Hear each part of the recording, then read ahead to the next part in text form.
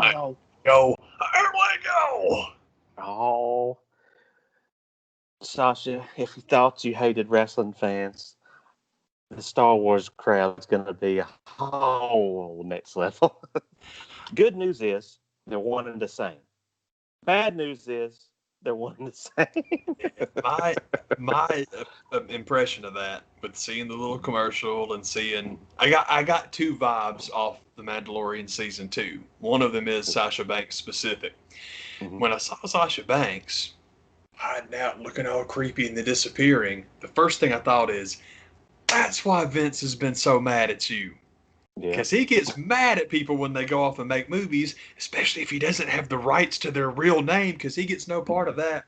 And like we've talked about, I know Vince pays well. Oh, man, wrestlers make lots of money. I guarantee you they don't make what Hollywood actors do. It's the reason that they go this way, not that way. You only get the actors to come do wrestling when they're David Arquette and their career is over. Yeah.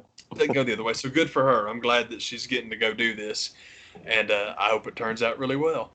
That was the first thing I thought of. The second thing that I thought of is I was reminded of a conversation. That wasn't really a conversation. It was a statement that the man made on this very program not that long ago. And it was about no, it's positive. This is really good. It was a comment that you had made about how Disney might know what a stinker they got on their hands with Mulan.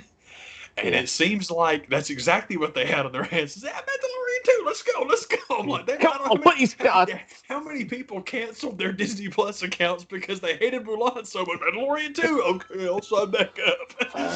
For real, it's like, all right, man, if you're jamming the accelerator on Mandalorian 2, it's like, God, how bad was Mulan? Yeah.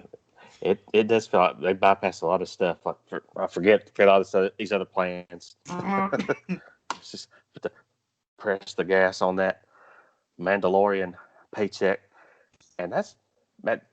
I'm excited about Mando. I never would have thought that I could say legit when Disney takes over Lucasfilm and they're going to put out their series of movies. My favorites are Rogue One, a movie about Han Solo, and some TV show that I never knew I even wanted. And but that's like I was telling you, it's gotten to the point now. I don't even want to see the trailers. It's like I'm down because I liked season 1 so much. I saw a still of Sasha Banks being in it. I'm like, great, I'll check it out one way or the other. Yeah, man. The speculation is like, what character is she? They gonna let her have her blue hair? She could be this person or that person. Is she a Jedi? Is she not? We're gonna find out. And this is like October 30th. It starts. I just gotta remember this time to let it finish before I sign back up again. Seriously, man, you telling me there's people on this earth that think that's her real hair? Man, apparently, y'all gotta wake up, man. You're out of your mind. Because if it was real, they can't change it. If it was Hollywood, if it was her real hair, at any point in this time, it would have fallen out by now. Get out of here. Y'all are crazy as hell. But no, I'm glad she's doing the show just because, man, anytime people want to do movies and they get the chance to do it, they should. Yeah. What was I going to say? Oh, crap. I don't remember. It doesn't matter. But there was some more controversy that came up surrounding the Mandalorian this week when apparently Pedro Pascal decided to trump himself right into the Disney office or whoever's office you have to do it to, and I guess he just threw a hissy fit and supposedly left the set. But the facts of the matter are, it's not that the character is replaceable, but there's been a lot of TV shows where a lot of people kind of have that one person in the cast, like, you could do without this guy, you could do without this person, but the actor has never been in a more replaceable position than any show I can think of, just because the sheer fact that, number one, apparently for season 1, he was hardly even there. All we need is the voice, and Exactly. but he gets this wild hair up his butt because I guess he lobbied for this last season where people need to see me. I'm the Oh, sure. character, and so he has, but the fact I could just see John Favreau and some of the other producers being like, it's made very clear that this group of people, whatever you want to call them, never take the helmet off. What do you not understand about that? But Uh, so they have their one scene where you get to see him, and that's all fine and good. But uh, we talk about not being needed. We'll find. We've already got other people that can be in the suit. They're already here, and they've been here. But apparently, he threw. He goes in. He wants. I guess he wants more money. He wants more screen time. More importantly, over the money, he's got money. He's been on other shows, and I just want because you're on the biggest show going right now. Like I want to be seen on it. I'm important. I'm playing yeah. that character that we're already kind of another one that let's just like with the character we can replace, Yeah. let alone the actor. Apparently people missed the part where that Mm-hmm. full court press that Disney put on to make you think that Iron Man's the greatest superhero of all time. The actor they cast to play Tony Stark, you need that guy. But now we've established that, hey, you want to be an A-lister? You get inside the suit and you play a superhero. You ain't Robert Downey Jr. And that's the entire point is like, okay, now we've got your ass over the barrel and you want FaceTime? There's the door, brother. Yeah, Especially like you said, they got his voice, man. That you yeah, modulate that and make anybody sound like anybody. They do yeah. not need you. It's totally the truth. It's like, yeah, man, the push for superhero things being the biggest things in the world. There's a reason for that, man. It's like in 10 years, no one will have a job. It's going to be funny to see, well, Disney live action, we got to make live action versions of all the Disney movies. Well, everything's going to be animated in 5 years anyway. So Mhm. have fun with that. But Heck yeah, yeah. that's really stupid. You want to get, and especially with Disney, Jesus Christ, you're not going to get no money out of them for nothing, man. Yeah. Because part of the thing about that is it just for a body double, they got some kid probably in Orlando making $6 an hour who walks around the park in that very same costume every day. They've already Yep. got the kid to come replace Yep. your stupid ass, and they won't need his voice on tape, so he'll never get any money. Yep. Seriously, man. So, here's to you. I just thought it's So funny. He's dumb. like, So he decided. So literally, you take your cue out of the Terrence Howard playbook. mm-hmm. How'd that work for him? Yeah, because Terrence Howard wanted as much money as Robert Downey Jr. got, and it's like, yeah, have fun. And Yeah. it's messed up too because the thing is, okay, Terrence Howard, fine, you're not getting Robert Downey money, and you're getting replaced by an overwhelmingly superior actor. So that Yeah. really didn't work out well for you, Yeah. man. We all won on that deal. Oh God, seriously, I'm like, man, hell yeah. Man.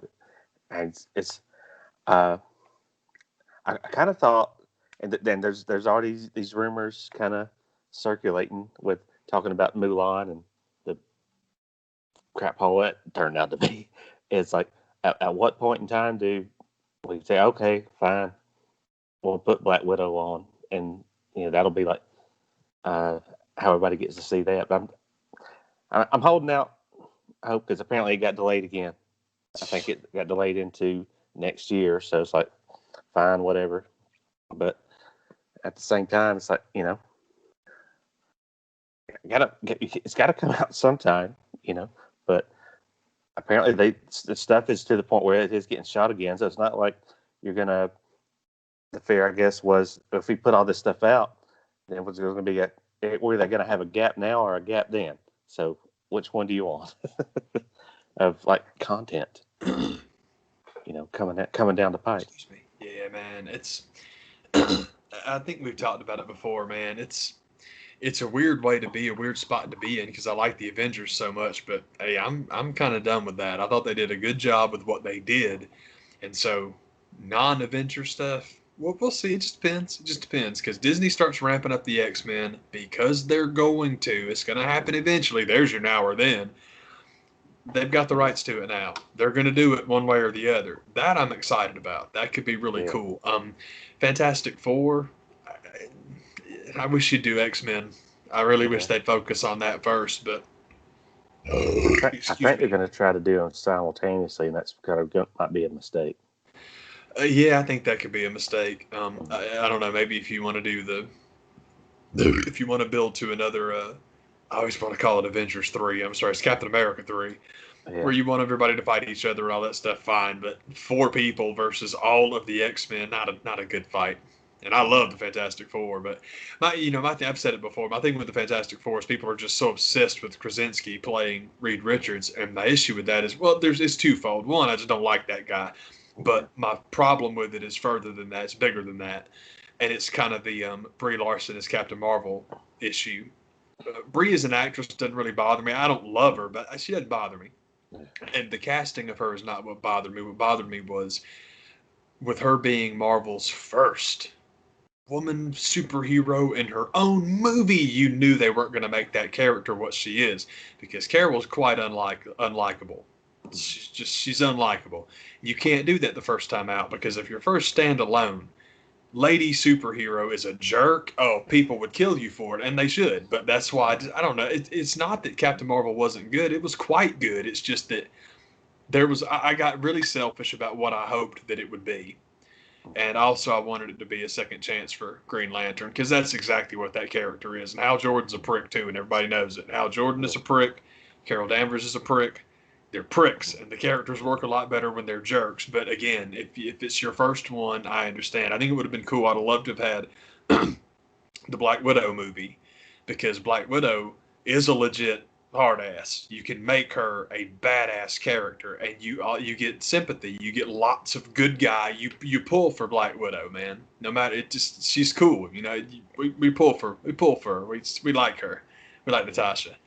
Um, and it would be really cool to have Carol, but not. But at the same time, I don't think Disney would have done that because Tony Stark's one of the biggest pricks on Earth, and you can't make him a bad guy either. Don't nobody want that.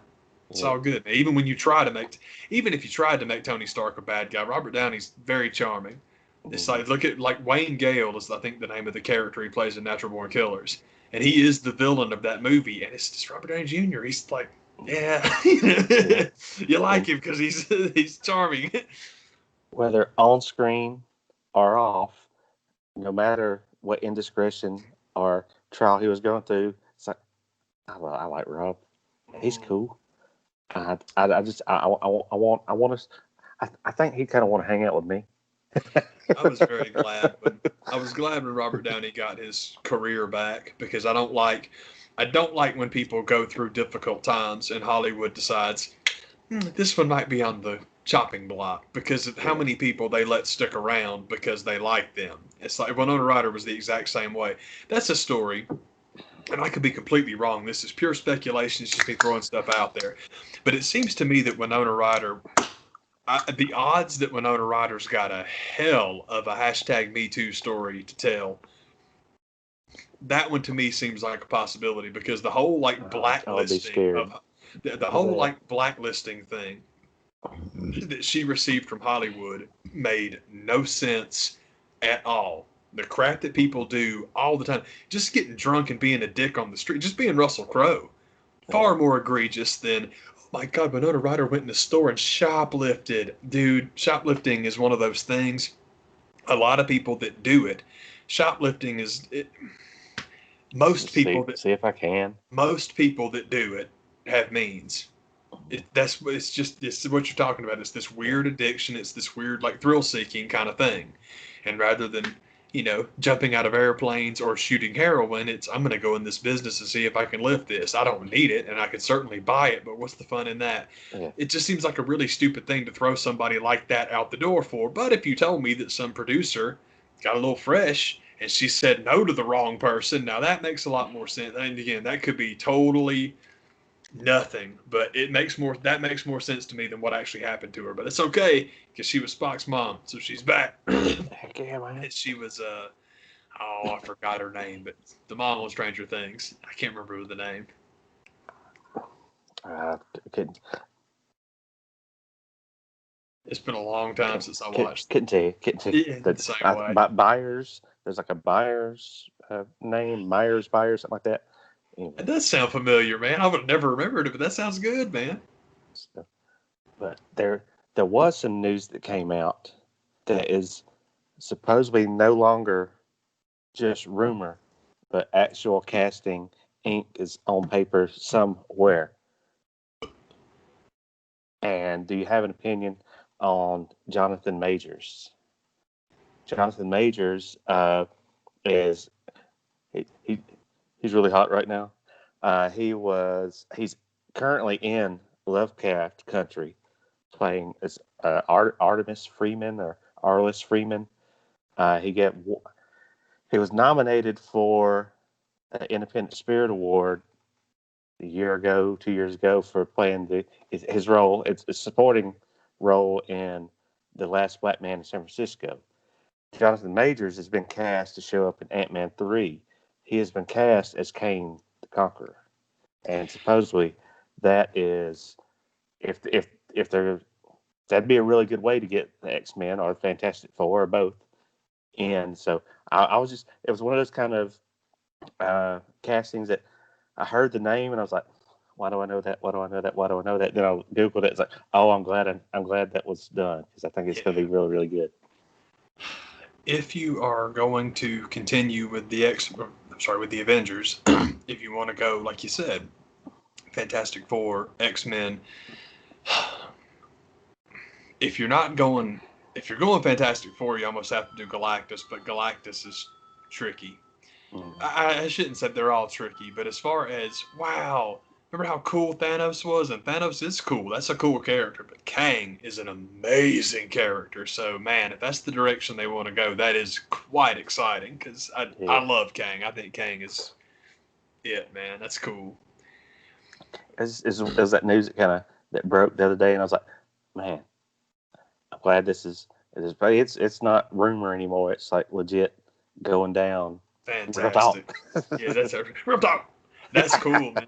That's cool, man. Because I just the actor I do not know. I'm sorry to say, because when I hear Johnny Majors, I'm thinking University of Tennessee football, baby, Rocky Top. But I'm not gonna sing Rocky Top. I promise. I wouldn't do that to our YouTube faithful. As for the Patreon supporters only. In my Patreon 45 of Rocky Top. I promised Mom and them I'd stop doing that. Yeah, seriously. Never on Sundays. It's the Lord's Day. Ever since Peyton retired, I can't sing it no more on Sundays. Give it. Yeah, for real. Why don't you get your pizza selling ass out of Colorado and get back in the league so I can sing? These are the things I get mad at Peyton Manning about. Pizza and weed selling ace in Colorado. I absolutely love the foresight of just keeping your finger to the wind and understanding. Oh, they're going to legalize weed in Colorado? Okay. I'll buy a chain of horrible pizza stores. Why not, man?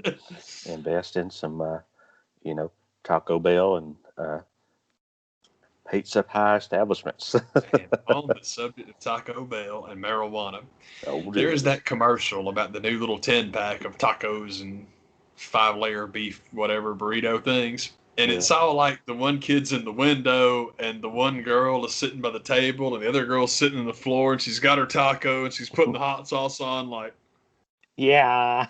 it's like, that's the 420 pack, man. Even in the Yeah. commercial, they are literally trying to just look. It's like, how baked can we make these people look, man? It's like, dude, just come out and say it. Hey, kids, you token this weekend.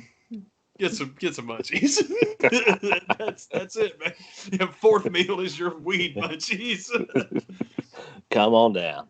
Dude, 57 versions of Baja Blast. Oh, that's awesome, man. It was nobody talked about it, man, but my bestie Danielle showed me this tweet one time. The dude was like, man, sometimes, every once in a while, Taco Bell gonna put those 4 ingredients in some kind of order that makes you, man, you just got to go down there and see what's going on.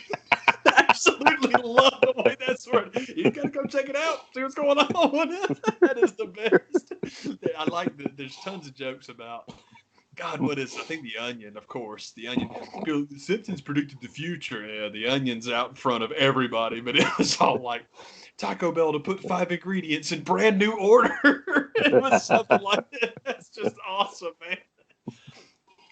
But it's one of the reasons I love Taco Bell, because whatever you go and order, 100 times out of 100, my order's always right. But the one time that I go there and it's not, who cares? It's Taco Bell. I'm gonna like it anyway. See, this time the sauce was green. Dude, Different. see, dude, for real, hey man. Last time, man, you put the beans on the bottom. Not true anymore. It's Hold on. still beans and rice, sour cream and sauce, but they're not in that order no more. Different. Hold on, Wheathead. Yeah, seriously, man. Pump the brakes. Pump the brakes, For real. Smokey. Calm down, guy G.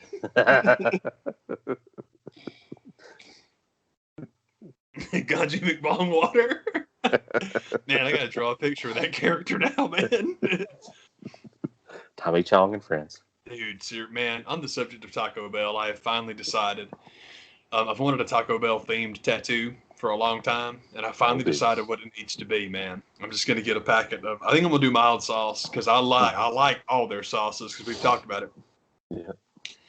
The sauces, like most sauces, are named according to degree of heat, and that's really not what they are. They just taste different from one another. So it's totally cool to do which ones you like.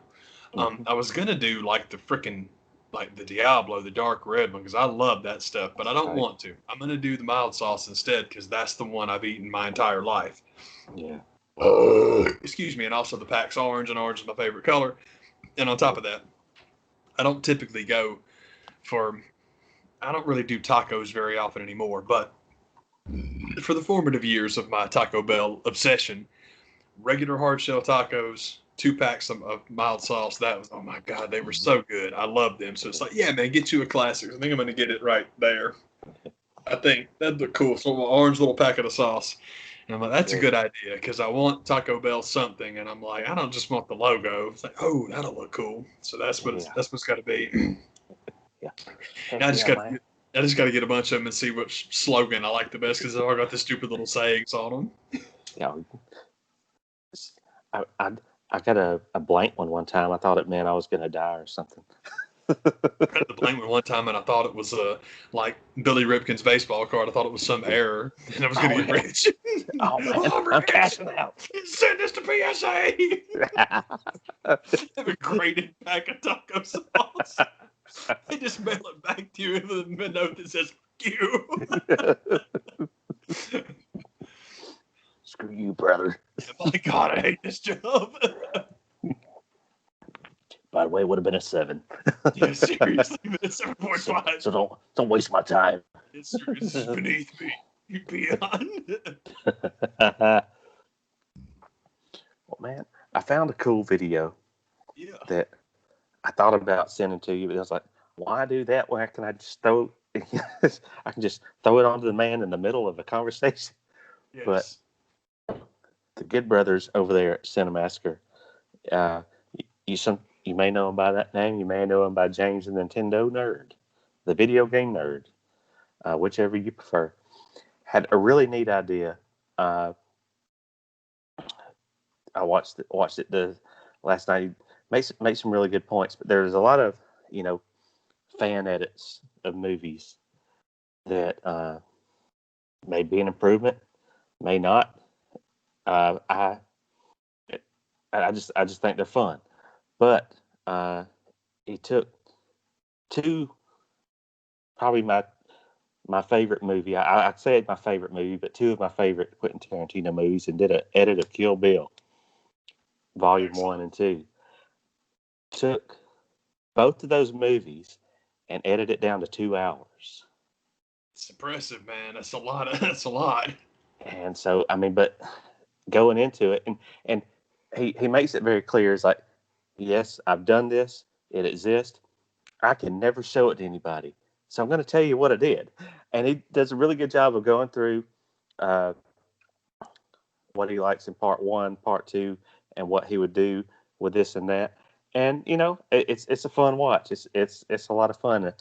Uh, knowing how much will get cut from it, I knew a lot of the stuff I like would probably would before I'd be gone. Because and volume one is pretty much just the straight up action.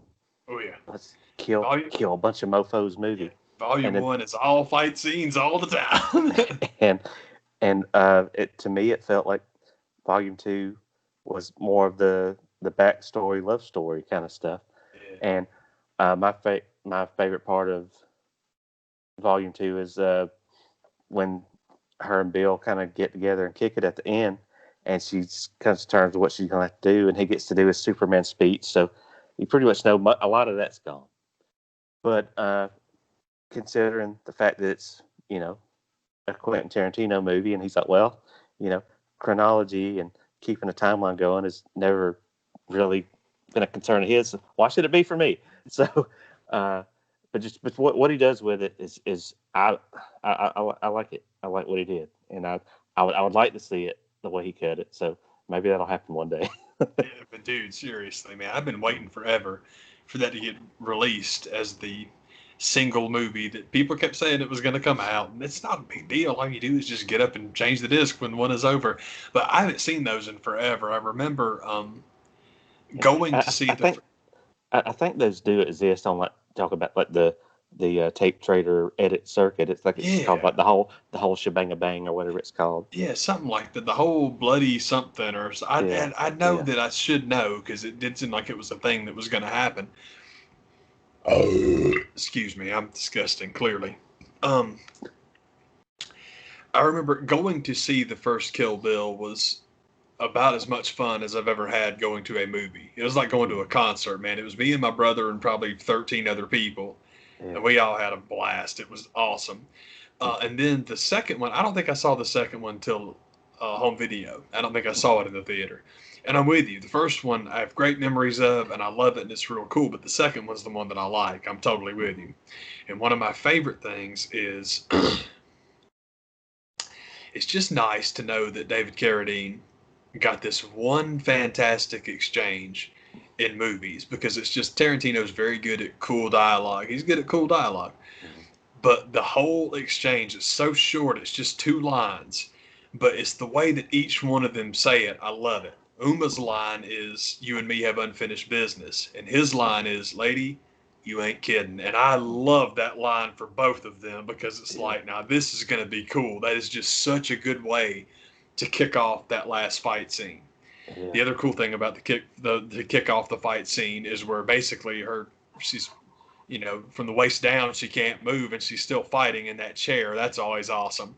But my Mhm. favorite thing about the final fight scene, man, is where he finds out that Pai Mei taught her the exploding heart punch and all that good stuff, and how broke up she is about it. That's Mhm. that's Yeah. such a good decision, man, because she really Yeah. did love the jackass, and it's like, oh man, that was good, man. I think everybody kind of relates to that moment of going into a situation like this is next level, but everybody's done that thing where like, oh, I can't believe I just did that. I think so. I I think went in knowing I was going to do it, and even when I did it, like, I can't believe I just did that. I think even on excuse me, I think even on like an emotional level with like not emotional level, I'm sorry, but like romantic level, Mhm. I think most people have broken up with somebody they really didn't want to break up with. You Mhm. not only should you, but you have to. You Yeah. have to because you're gonna fucking burn each other to pieces if you don't. But God, you don't want to. It sucks, Yeah. man. I think most people have that breakup under their, or a lot of people have that breakup under their belt. I guess it depends. I don't know how. I don't know the age groups of the people watching the show, and I don't know Mhm. how early that happens in life for people. But Yeah. if you know what I'm talking about, you know what I'm talking about. Yeah. But yeah, You know what I'm talking you know what I'm talking. Yeah, you know what I'm talking about. about. It's the first two gets paid. It's the first two gets laid. Hey, you know what I'm talking about. Yeah, but Freaking like 11-year-old kids. Hey, you know what I'm talking about. It reminds me, I was talking to Jared. I watched, got down a weird YouTube wormhole, and The Rock's Most Evil Invention Award from Saturday Night Live yeah. popped up as, hey, yeah, Freezy Ray guy, he's with me all the way. Yeah. Totally getting Kyle Mooney on his side. It's like, oh God, stop saying that. Freezy Ray guy's with me all the way. Man, I happened to catch Kill Bill. It's been it was a late Saturday night 2 or 3 weeks ago, and it was just one of those that there were just parts of it like, man, I forgot how good some of this stuff was. Yeah, it's a good one, man. That's a And great movie. and I won't spoil his version of the movie, but I think what he ends on, it's like really super cool. So it's That's it's it's cool. worth going and giving a look. It worth the drive, brother. And I am. it keeps uh it keeps everything that's essential to it is there. There's nothing that he decided to let go. I couldn't be like, oh, What are you doing? you just you ruined it. You ruined it, damn it. I just thought it's just really impressive to take that much. It's like a whole movie gone.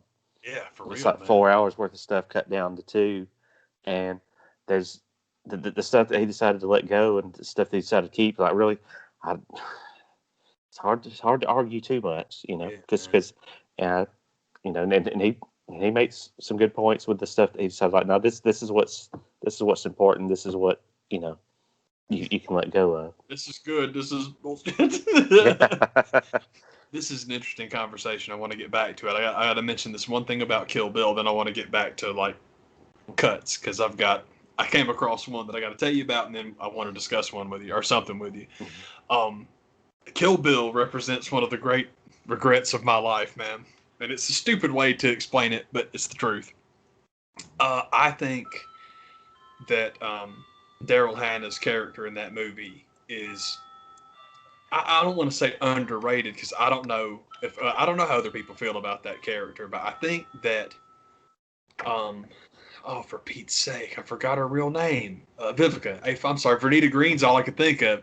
Yeah. Vivica's character, you feel kind of bad for.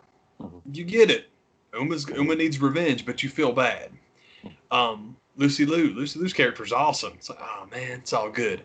Daryl Hannah is queen bitch who are in charge in that movie, and she's the one, and I love that because it's like among all of the badasses, this is the one everyone's afraid of. I love that. I thought she did such a good job in that movie.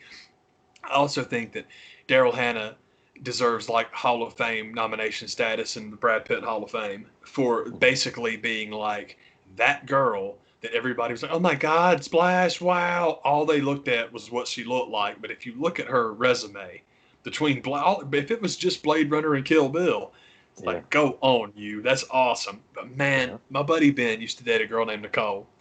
And it's not like Nicole and Daryl Hannah are twins or anything, but I'm here to tell you something. Not being able to convince her to go to Dragon Con as Elle Driver is one of the greatest regrets of my life. I'm like, damn it. I just the mental image is like, I'm telling you, it'd be fucking awesome. Because that was my thing. I was like, go as Pris one day, and then go as Elle Driver the next day. I'm telling you, you can do it. I'm so disappointed that I never made that happen. I just that nurse's costume that looks like it's kind of Sharpied on is like cool enough. The little eye patch with the, that's my favorite scene of hers. You know it is. You don't know her shit. You don't know her shit. Absolutely love her, man. But that's my thing. Is like how much I hated her is like, yes, she was good, man. Like piece of shit because obviously she's crappy to the bride, and we want the bride to get revenge on all of them. But it's because of what she did to Bud. That's why we hate her. It's like just couldn't wait. Anyhow, I got way sidetracked. But I'm glad you brought that.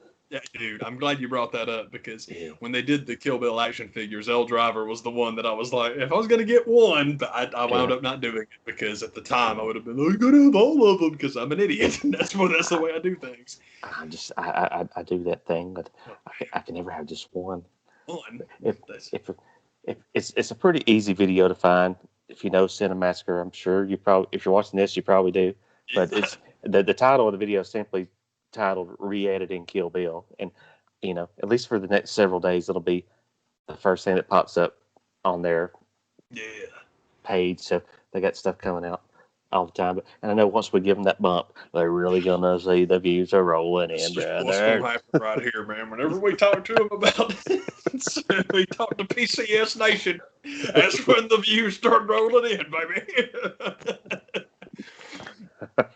On the subject of edits, this is so interesting this came up because I just stumbled upon this thing by complete accident because you know how YouTube is. Oh yeah. I got the suggestion on YouTube for a movie that is listed as, this is so stupid, Lord of the Rings. But every time Samwise Gamgee takes a step forward, he notes that it's the furthest he's ever been from home. So I'm expecting an audio edit. Oh, it's not. Quite literally, between every step, you go back to the field and it's him and Frodo. This is it. When I take one more step, it's the furthest I've ever been away from home. That scene plays 10,000 times, man. So when you take the first Lord of the Rings movie and you edit Samwise Gamgee noting with every step that it's the furthest he's been 10 from home, hours now. it's 9 hours and 17 minutes long. That was my favorite part. Just seeing in print how long it was hilarious. So then I like bump it ahead just to see what it's talking about. Because I just figured it would be audio. It is not. It literally bounces back to the scene every time, man. And sometimes it's not even per second. It is like per fractions of a second. It'll bounce back and play the whole thing over again. This is the most ridiculous thing I've ever seen. And I love ridiculous, man. It is totally awesome. Like, God, this is great. But somebody had left a comment that was fantastic. It was like, y'all see this right here? This is why quarantines and lockdowns are not good ideas. That's a good point, man. Yep. Brother, you get way too much time on your hands. Brother, your credentials are impeccable. But this is the furthest I've been from home. What I wanted to ask you about, like, editing stuff, because I don't know, maybe it's just us. I think it's everybody. If you could do that with anything, if you were going to take something, load it in your computer, and re-edit it, what would it be? I've got two loaded in the chamber and ready to go. But think about it, man, because it's fun. It's fun to think about, like, what would you change? And one of the ones I would change is barely anything, but I'll explain in a second what it is. That's tough.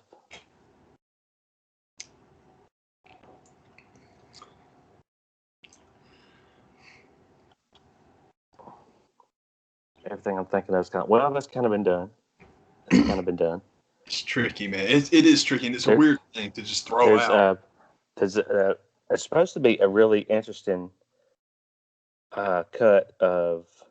I think he may have done all of the prequels, but at the very least, he did Phantom Menace with I think it was Topher Grace gets credit for it, where he just kind of edits out all the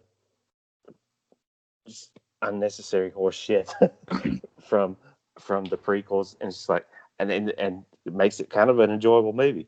My buddy Aaron told me about those, and not only told me they existed, but point blank said, "Yeah, you should check them out," because that's what I keep hearing is that it really there's a lot of good stuff there, and you can just trim the crap out of it. It's totally that's what I heard too. Is that when you get that BS out of the way, there's some cool stuff there, and it's an enjoyable movie. And I'm like, God, now I gotta know. I gotta find those. Yeah, man, totally good idea. I think.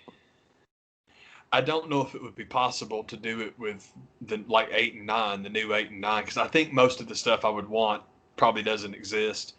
But it's I know we've talked about it on here before. I don't mean to beat it to death, man, but it really is the case. I enjoyed part 8 until part 9 came out, because if you were going to be chicken shit and undo it, wave your magic wand and be like, oh, it's like part 8 didn't happen. Well, part 8 shouldn't have happened then. It just would have been way cooler if you would have given all that time to some of the stuff you had for 9, because 9 had cool ideas. You just didn't have enough screen time for it because you screwed up and made a whole movie in the middle that you didn't do anything with. So that stinks. But pardon me. The prequels I really do want to check out, because I've heard that they're very good. Actually, I've got 3 that I would do. One is Adventureland, and I love Adventureland. But Mhm. I would literally, and it's not even that you got to like recut it totally. I mean, honest to God, you even got to recut the thing. Um, you know, you got another one too. Um, Watchmen. I wouldn't re-edit Watchmen. Literally, the only difference I would make to Watchmen is change the closing credits because the closing credit music is so stupid. I like My Chemical Romance, but when you get to the end of that movie, yeah, rock and roll is not. That's not the vibe. I think that's dumb. If you take the Smashing Pumpkins song from the preview and put it in over the credits, I think you got a good vibe for the end of that movie.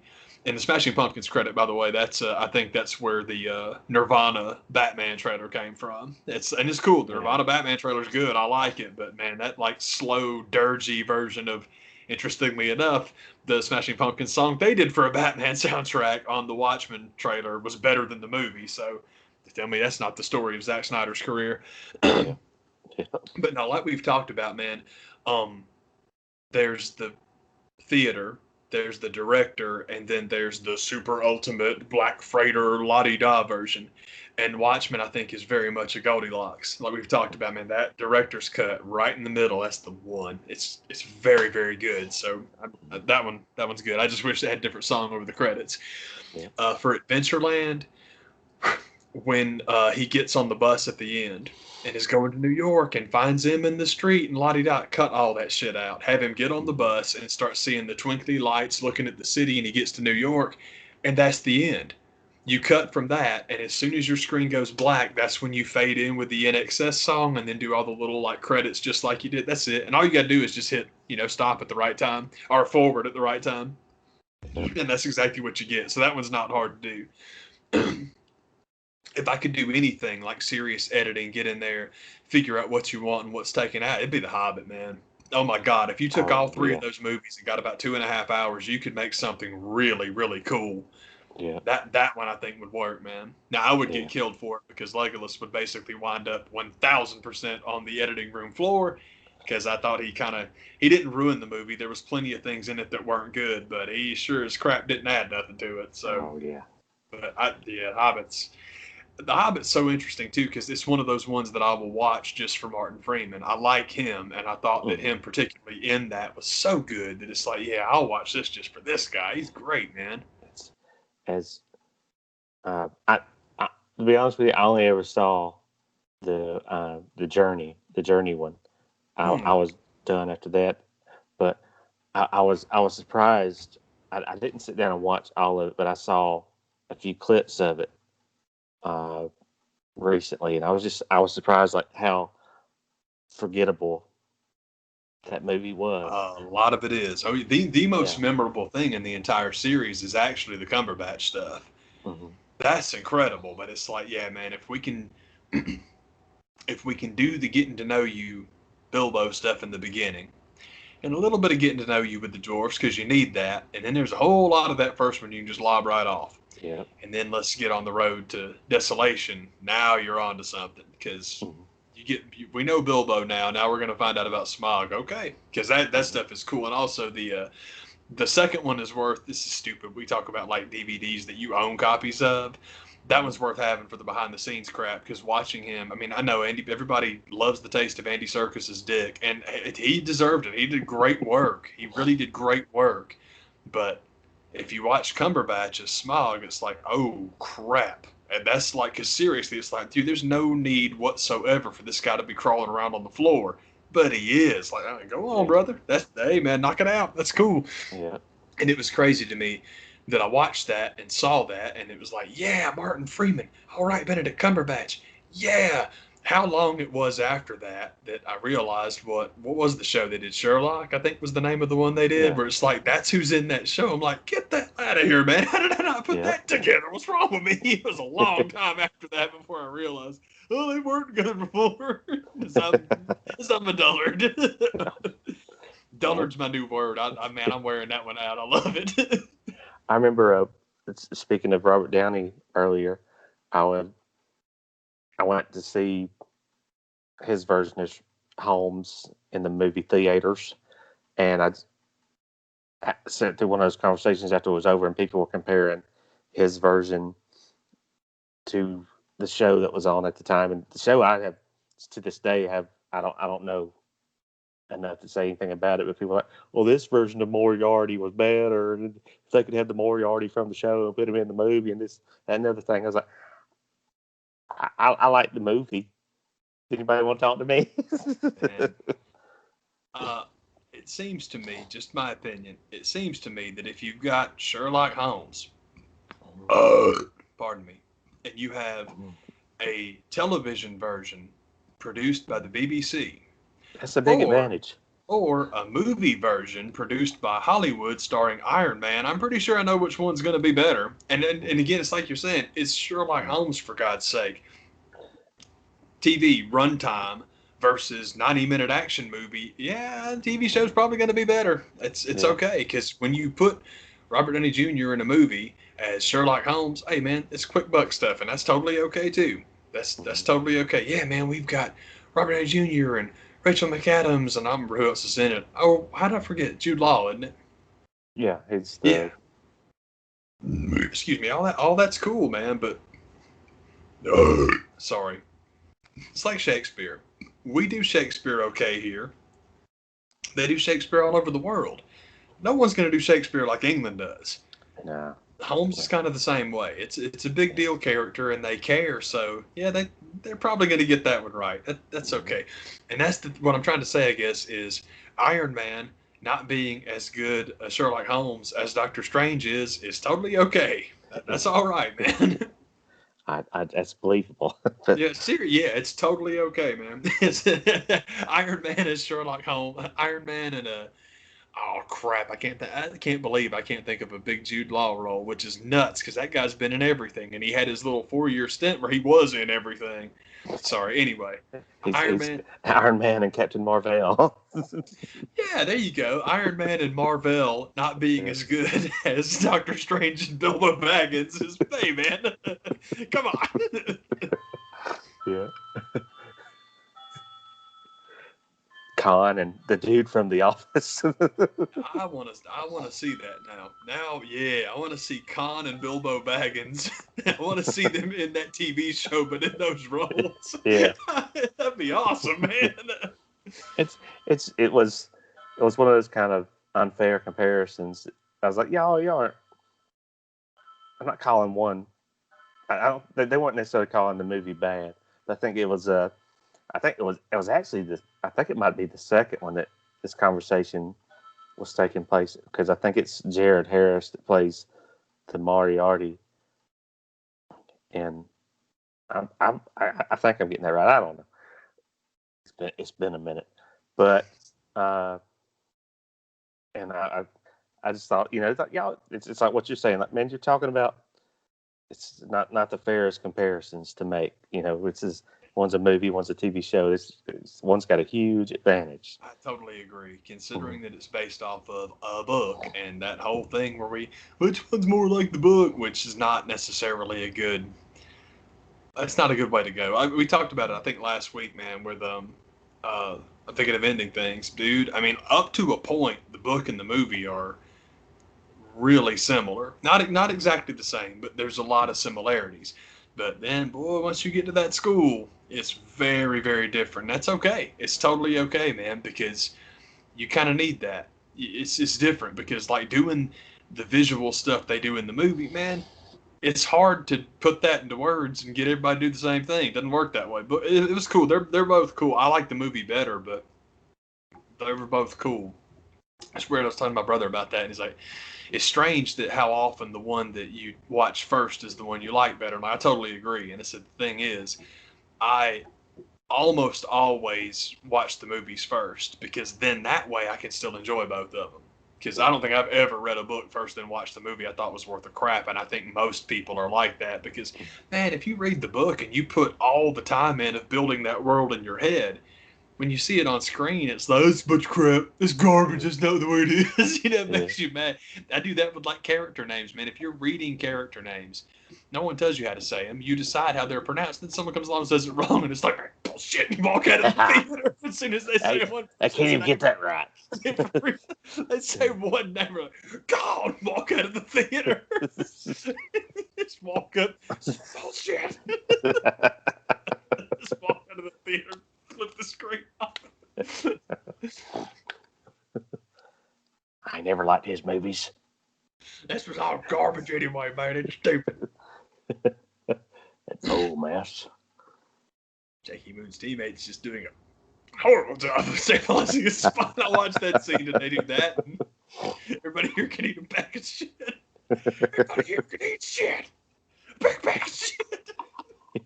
Somebody left a great comment on that video too. It's like, this is my reaction whenever my professor hands me back a paper and I get an A. Yeah. Like, yes, that's exactly how you should handle that. Makes plenty of sense. Dude, seriously.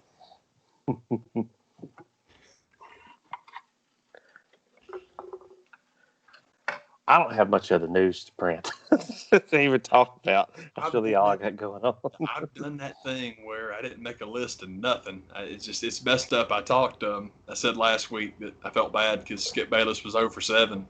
And to be honest with you, it's really weird. I feel bad about it now because in the meantime, I have found out. I did not realize at the time that he had made his little comments about Dak Prescott. And I'm like, and people are going crazy. Like, they're going to fire Skip Bayless. Skip Bayless is going to get fired. I don't think Fox will fire him, but in some of the stuff that I read, apparently his contract is up in a couple of weeks, and I'm like, ooh, might have cost yourself a little money there, bud, because that's the thing is I don't think he'll get fired, but I'm pretty sure Fox will renegotiate for a far lower wage. And as far as trying him, and the thing is, they did just announce that Shannon Sharp's got his own podcast, and I'm like, yeah, Shannon's the star of the show anyway. He's why I watch. Well, he's why I used to watch it. But the Dak stuff is a little bit too far. I thought it was too far. I missed what he said. He'd go Rush Limbaugh talking about on September 10th, National Suicide Prevention Day. Oh my God! September 10th. Good. Dude, he starts talking. Prescott had done an interview, and he was talking about having dealt with depression early on in the pandemic. And he went on to explain this is the weird timeline. People were like, well, that hadn't happened yet. Skip was talking about him being depressed because of the pandemic. I'm like, okay, let's just pretend that's what it is.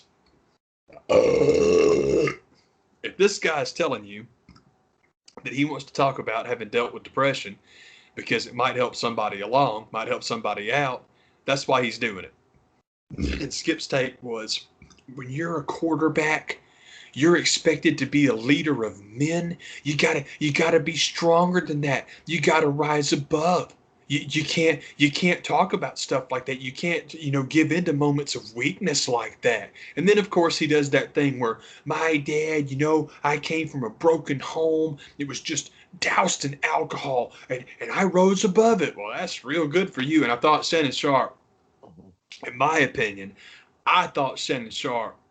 pile drove him Tommy Dreamer style through a couple of parking lot brawl window. He got him. I thought he killed him because Shannon held his stuff together real well. That's when you knew Skip was drowning because Skip's voice would get real high. You gotta be kidding me. That's when he's play acting.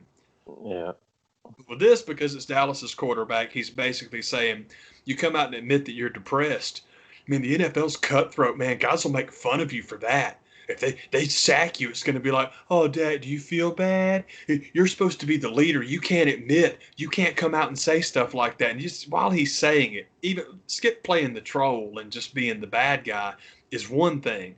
But hearing him just dig himself in on this, I couldn't do anything but feel bad for him. I'm like, oh, man, you're an idiot. This is whatever you're intending to say, this is not coming across real well. Totally. It's like, this isn't working. I understand that this is a guy, let's be blunt, that made his living off of printing a book that said, Barry Switzer's camp says Troy Aikman's gay. I'm not saying it. I'm just saying. That's literally his entire career. Troy Aikman's gay. I'm not saying. I'm just saying. He made his career off of that. So poking the Cowboys quarterback and trying to be controversial, I get it. I just think your timing is real bad. You should have held on to that. I guess it's because Dak did his interview that it's like, man, you couldn't have waited till after you got that new contract signed, because then they would have to fire you and they have to pay you. But now negotiations coming up, it's like, yeah, you might be broke here in a minute, you idiot. And it's a stupid way to look at it, but it's just like, this dumbass says whatever he wants to anyway, and no one cares. There's not going to be any repercussion for him being a jackass, because if there was, he'd have been fired a long time ago. then I got to fire him because then you got to pay him. But if he decides not to re-sign that contract, just like Jason Whitlock did, there's the door, and we don't owe you nothing. And I love the fact that Fox ran Whitlock off because you know my opinion on Whitlock. I've had a strong opinion on Whitlock for a long time, and only now are we going to discuss it because now Skip Bayless is kind of in the same spot. Skip thinks he is Mr. FS1, and therefore, well, whatever contract demands I make, they'll pay me. Jason Whitlock thought he was going to be a good little Steven. Because Whitlock was hired literally to be the black guy to trash all black guys that say political things that we here at Fox Sports don't like. That was his job. That's all he did. It's all he ever talked about. When LeBron makes public statements about politics, you go after him, Jason, because we already have Skip doing it. We don't want two white guys doing it. But you're not a white guy, so you can do it. And he attacked that role with gusto, as he, I won't finish that. Is wont to do. That was his thing. He was all about it. Yes, let's go after LeBron because LeBron talking about left-wing politics, and I don't like it, but I want to get rich. So the boss says I got to make fun of him. So this be making fun of LeBron. That's Jason Whitlock. Then his contract came up, and Fox said, "Nah, we're not paying you that." And he's like, "Well, I'll leave." And they said, "Cool, don't let the door hit you on your oversized ass," which is hilarious because they used you up, burnt you out, and sent you to the fucking curb, and you deserve it, you Uncle Tom piece of shit. I hate that guy, and I love the fact that he got fired because you play acting. Simple as that. If you were really up there telling your opinions, you wouldn't have been bummed out and you wouldn't have expected a raise, but you expected a raise because you were doing what someone else told you to do. Well, you didn't do it well enough. Or, one way or the other, we're not paying you. Well, I'll leave. Cool. That's what we were hoping to hear. Bye. Yeah. Hilarious. Yeah. And the show's better off without him anyway. And I don't know if that's what they'll do with Skip or not. But again, I'm with you. It's like, I appreciate that in 1996 you get away with that. This ain't 1996. It's like, dude, come on, man. And also, like you said, you cannot talk about suicide and weakness in the same sentence.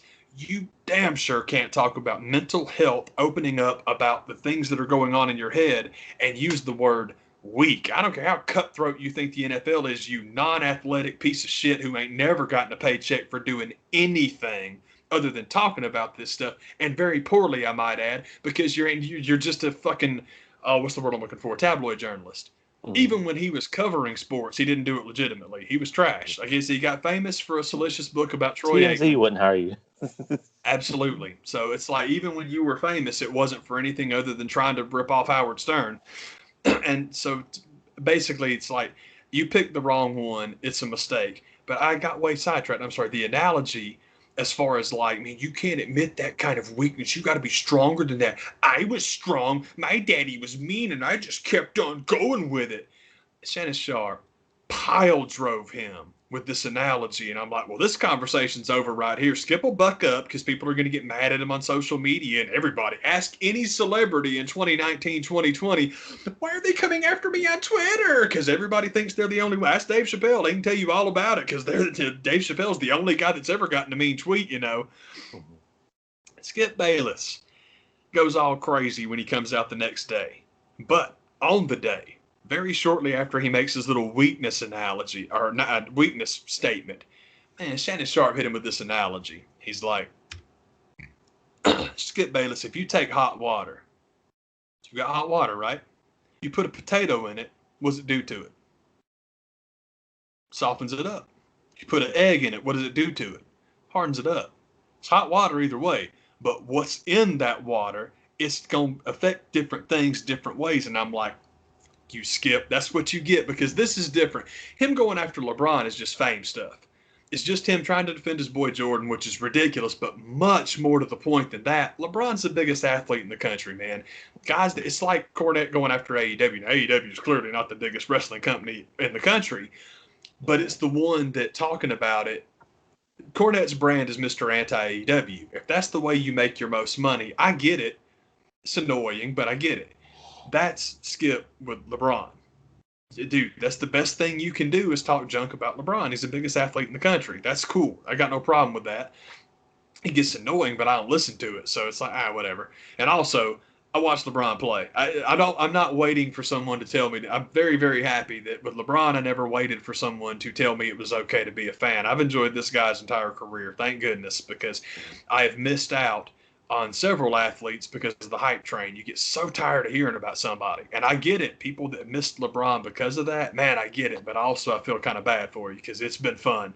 And Luka would be the guy I would advise me because that's Skip's next target is Luka, because he finally realized I better stop picking on black guys because I seem awful racist. Pardon me. And also on top of that, Luka's the next. That's the next guy. Who's going to be the face of the league after LeBron? It's Luka. If you don't know it's Luka, this is me telling you it's Luka. Yeah. Because Luka's white, and in Europe, that'll play well. Well, you could do it in America too. No, Larry already did that. Larry closed it down as far as white guys in America go. We're cool. We already like it, man, because Larry was real, real good.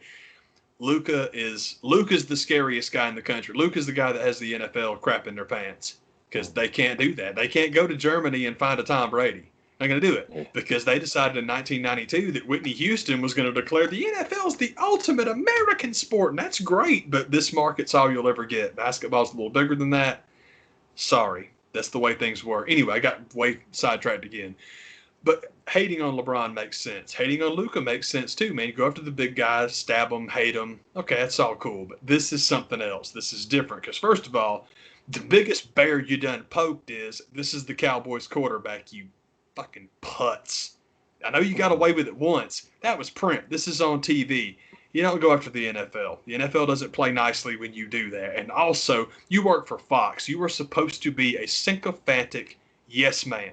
That's all you do. When the NFL says jump, Fox says how many? Yeah.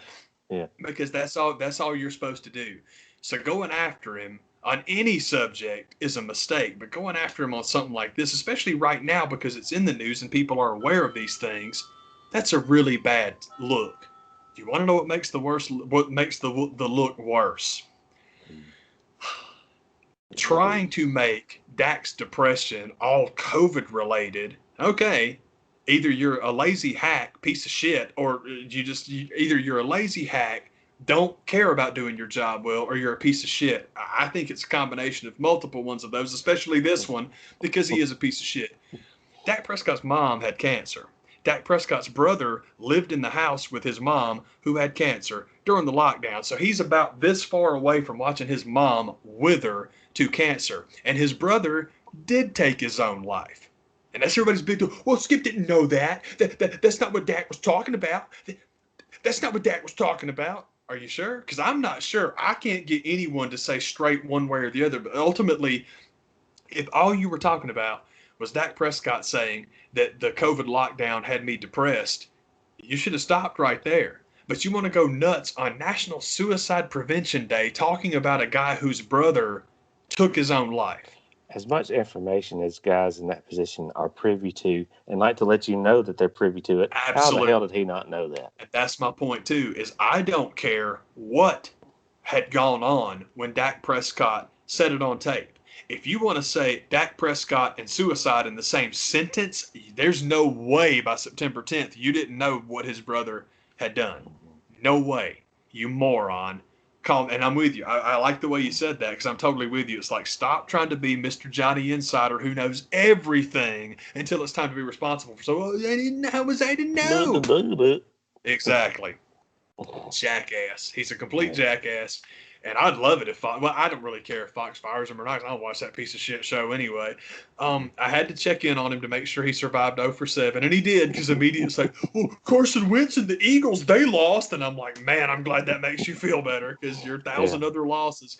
Speaking of which, man, and this has nothing to do with Skip Bayless. I don't know if he said this or not. Well, you know what? It just happened the other night. I don't know if he's talked about this or not, but I have seen so many headlines based off of the Cleveland Browns winning a home game over the Cincinnati Bengals about Baker Mayfield's back. He's back on track. It's Baker time, guys. Let's go. Did you see the rushing statistics for the Cleveland Browns from that game?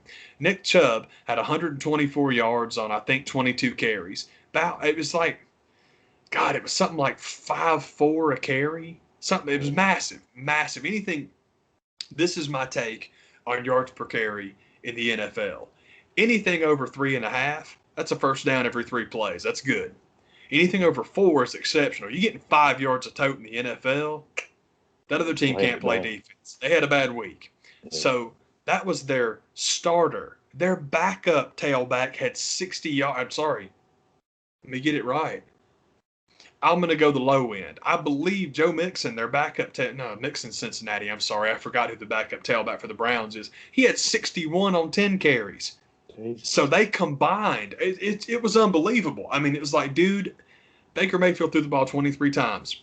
The way they won that game had nothing to do with Baker Mayfield. And to be blunt, that's the way it should be. If you can keep the ball on the ground that much and they can't stop you, that's exactly what you should do. It's not a diss on Baker Mayfield didn't throw the ball but 23 times. Hey, man, if you're going to win by running, that's exactly what you should do. But do not pucker up with your raspberry lip gloss to kiss him right on his overrated ass for 23 pass attempts in a game where his tailback's got 6 yards of carry. Stop. That's ridiculous, man. Come on, dude. I want to hear that. Bold mess. That's a bunch of crap, man. It's garbage. But again, I want to be fair to Skip on that one. I don't know if he talked about that or not, because who gives a crap what that idiot says? Because I couldn't believe it, because I missed that story completely. And DeMar DeRozan had put some tweet out in support of Dak Prescott. And I'm like, well, if he's referencing a he in any tweet and defending Dak, it's got to be Skip Bayless. And then, of course, it was, because that guy's such a piece of shit loser. And as far as, my daddy was abusive and I don't talk, yeah, you don't talk about it, but you piss and whine and moan and shit your pants anytime anybody talks about a coach. That might be why you hate Phil and why you hate Pop and why you hate Belichick and why you hate all of the daddy authority figures, because you haven't worked through your shit. So don't tell me what a strong, tough guy you are, because, well, I dealt with it. Clearly you didn't. Chump. What a lose. Someday somebody, I'm hoping that Luka's got mob connections and he just disappears one day. That sounds mean, but fuck him. I don't care. Skip Bayless is a fucking prick. So LeBron's been really nice this whole time. LeBron, as far as I know, has never even acknowledged the guy. And there's that whole story about, well, LeBron James, Stephen A. Smith told me LeBron James was making a list after Game 2 in 2011 of people that he was going to say, I told you so, and I was right there at the top of the list. And I'm like, Skip, that's fanfic. You are dreaming. If LeBron James can spell Skip Bayless to the point that he's aware of who you are, I'd be surprised.